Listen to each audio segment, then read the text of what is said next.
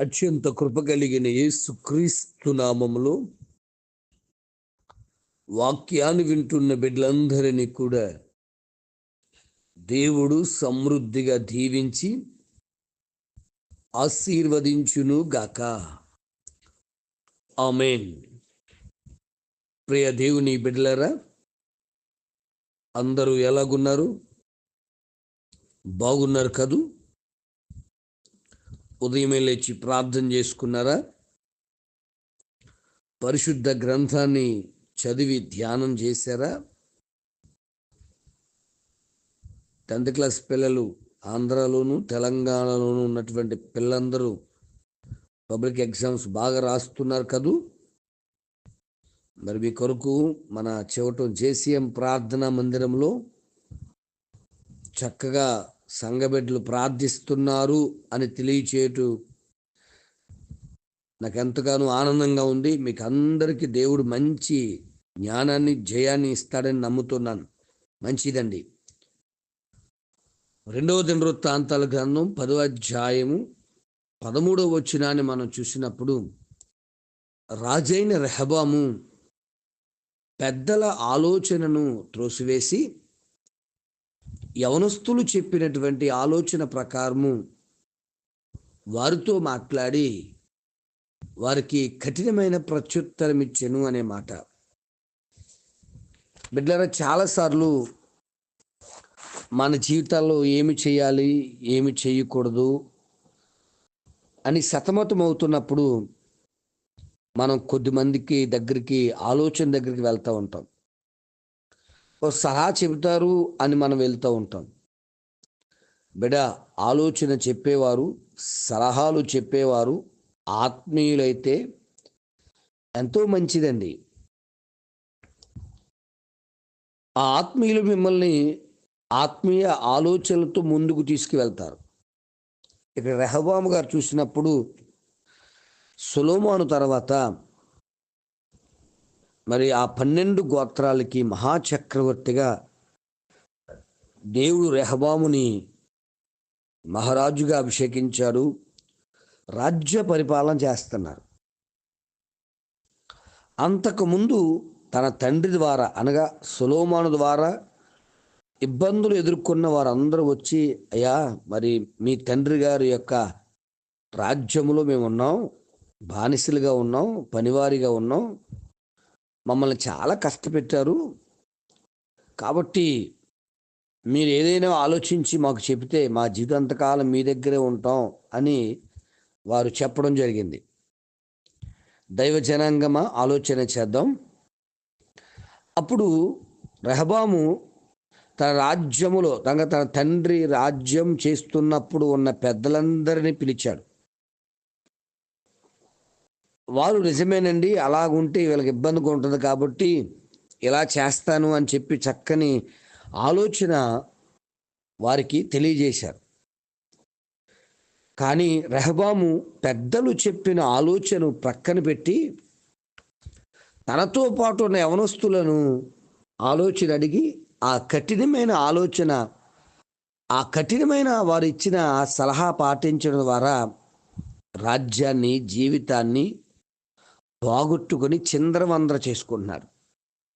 దేవుని బిడ్డలారా, ఈరోజు చాలామంది అలాగే వారి జీవితాల్లో ఎవరి దగ్గరికి ఆలోచనకి వెళ్ళాలో వారి దగ్గరికి వెళ్ళక వీరికి ఇష్టమైనటువంటి సమాధానం చెప్పే వారి దగ్గరికి వెళ్ళి జీవితాన్ని నాశనం చేసుకుంటున్నారు.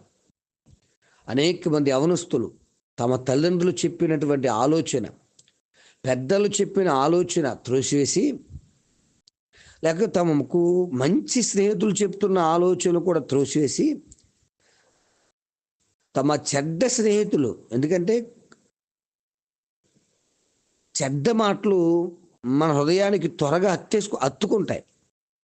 కాబట్టి వారి చెడ్డ స్నేహితులు చెబుతున్న ఆలోచనలను, మాటలకు చోటిచ్చి తల్లిదండ్రులు సమకూర్చిన ఆస్తిపాస్తులన్నీ కూడా చిన్నాభిన్నం చేసుకుని పాడు చేసుకుంటున్నారు.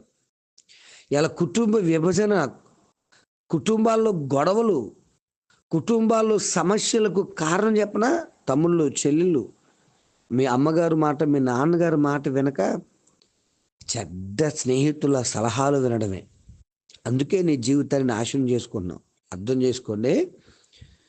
కాబట్టి రెహబాము గారు ఆ చెడ్డ స్నేహితుల సలహా పాటించి జీవితాన్ని పాడు చేసుకున్నాడు.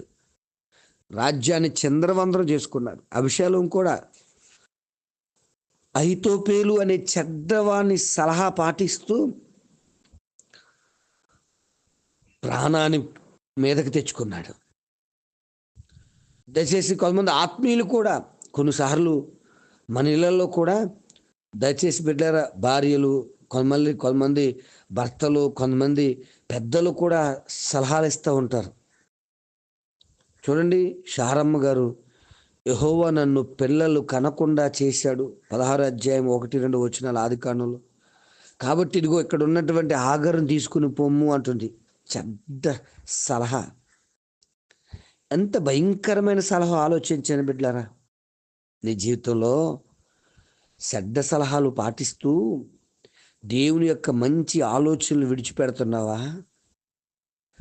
యోబు గారి భార్య కూడా చెడ్డ సలహా ఇచ్చింది. కాకపోతే యోబు గారు ఆ సలహాను పాటించలేదు. ఏమయ్యా, ఇంకెందుకయ్యా నీ యథార్థతమైన భక్తి, దేవుడు దేవుడు అంటావు, దేవుని దూషించి చచ్చిపో అని ఒక సలహా ఇచ్చింది. కానీ యోబు గారు ఆమెను తిట్టలేదు సరికదా, ఆమె సలహా పాటించలేదు సరికదా. నువ్వు మంచిదానివి, మూర్ఖురాలు మాట్లాడినట్టుగా మాట్లాడుతున్నావేంటి అంటున్నాడు. అంటే నువ్వు మూర్ఖురాలు కాదు, మూర్ఖురాలు మాట్లాడినట్టుగా మాట్లాడుతున్నావేంటి అంటున్నాడు. అర్థమవుతుందండి బిడ్డలారా? మరి ఈ రోజున ఎవరి సలహాలు పాటిస్తున్నారు? 31 అధ్యాయము సామెతల గ్రంథం 2-3 వచనాల్లో లెమూయేలు తల్లి తన కుమారుడికి మాట్లాడుతుంది. బాబు, నేను మొక్కి కన్నాన్రా నిన్ను, నీ బలాన్ని స్త్రీలకు ఇవ్వద్దు, నువ్వు మద్యాన్ని తాగొద్దు అని సలహా ఇస్తుంది. నిజమే బిడ్డ, నీ తల్లిదండ్రులు, నీ సేవకుడు నీకు ఒక మంచి సలహాలు ఇస్తున్నప్పుడు వాటిని పాటించు. నీ మంచి స్నేహితులు సలహాలు ఇస్తున్నప్పుడు పాటించు. అంతే తప్ప మంచి సలహాలను త్రోసివేసి, నీ పెద్దలు చెబుతున్న ఆ మంచి సలహాలను త్రోసివేసి రెహబాములాగా, అభిషాలోములాగా జీవితం మీదకి నష్టాన్ని తెచ్చుకోవద్దు అని తెలియజేస్తున్నాను. మరి నీ నిర్ణయం ఏంటి? దేవుని దైవజనుని తల్లిదండ్రుల యొక్క సలహాలు పాటిస్తావా? చెడ్డ స్నేహితులు సలహాలు పాటించి పాడు చేసుకుంటావా? ఆలోచించే ఒక మంచి నిర్ణయాన్ని తీసుకుని దేవుని కొరకు బలమైన సాధనాలుగా వాడబడతామని ఆశిస్తున్నాను. ప్రార్థన. పరమ తండ్రి, నీకు వందనాలు. రెహబాము అనుభవజ్ఞులైనటువంటి పెద్దల సలహా పాటించక తన తోటి స్నేహితుల మాట విని జీవితాన్ని పాడు చేసుకున్నాడయ్యా. అభిషాలోము చెడ్డ స్నేహితుడైన అహితోపేలు సలహా విని జీవితాన్ని పాడు చేసుకున్నారయ్యా. ఈ రోజుల్లో ఈ వాక్యాన్ని వింటున్న నా ప్రియ అక్కలు, నా ప్రియ చెల్లెండ్రు, తమ్ముళ్ళు, అన్నలు, తండ్రులు, తల్లులు, దైవజనుడు సలహా చెబుతున్నప్పుడు, దైవజనుడు మాట్లాడుతున్నప్పుడు, పెద్దలు సలహా చెబుతున్నప్పుడు ఆ సలహాలో ఉన్న మంచిని గ్రహించి మంచి మార్గంలో నడిచి కుటుంబాన్ని కట్టుకునే జ్ఞానము దయచేయండి. అంతేగాని పనికి మాలిన సలహాలు భుజానేసుకుని జీవితాలను నాశనం చేసుకునేవారిగా కాక, అయ్యా నీ మాట వింటూ,